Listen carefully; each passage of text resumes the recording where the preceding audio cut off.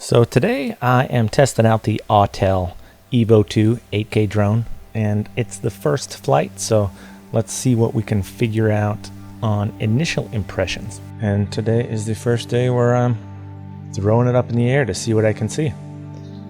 Immediately, the first thing I will notice is that the image appears a little crisp, and I think that's just because it's not a true 8K.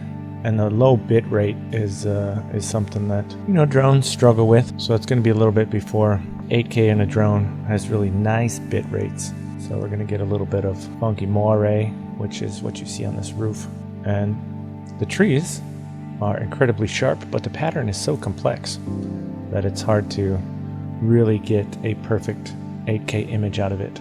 But it still looks nice. Now flying over here, I did turn the saturation down 1, the sharpness down 1, and the contrast down 1, but it still has a remarkable amount of detail. It certainly will make a really pretty 4K image, but I wouldn't shoot out of the drone in 4K. When you shoot out of the drone in 4K, I don't know if it's got line skipping, but the image quality is not good. So here we're looking at 8K out of the drone. So if you look way back in the distance, you can see some pretty sharp lines. It seems to be a steady flight as well. Now the problem is the flight controls are a little bit squirrely. It's very hard to pan with the drone. And here I'm just adjusting some of the color settings to see what we can do with the codec. It's not a perfect color grade here, but just showing that the image still holds up really nicely even when you grade it. Also, tilting up towards the props, that has a 30-degree tilt, so it allows you to get really interesting angles if you are filming close to the ground and tall trees, stuff like that. Again, the Autel drones are really difficult to pan with. So you gotta be really delicate to try to pan. Same thing goes with the tilt. You gotta be very delicate. I went ahead and switched off the color grade so it's not interrupting what the image quality looks like, which is what a lot of people are probably curious about. You can certainly see a lot of detail on the ground and in the trees.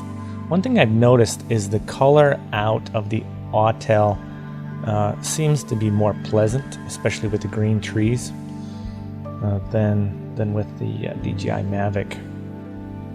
And here in precision mode, flying over some bluebonnets.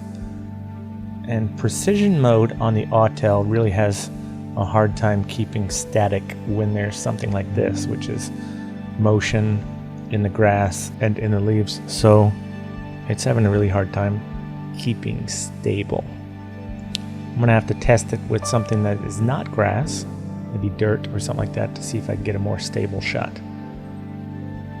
Also, the codec really starts to degrade when you have this much complex texture, which is a bummer because you want to film in 8K specifically for the complex texture.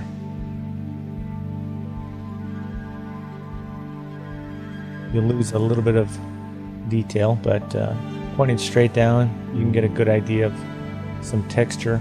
We lost a little bit of that detail in the grass because, again, the texture is just a little too complex for this brand of 8K. But the image quality is still, it's really pleasant.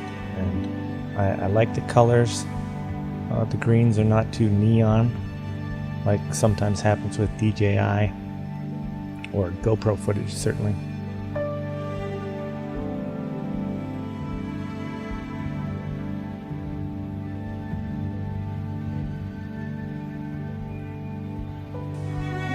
We can see here that it really has a hard time making a steady move with the forward push, the tracking to the right, the tilting, as well as the panning to the left.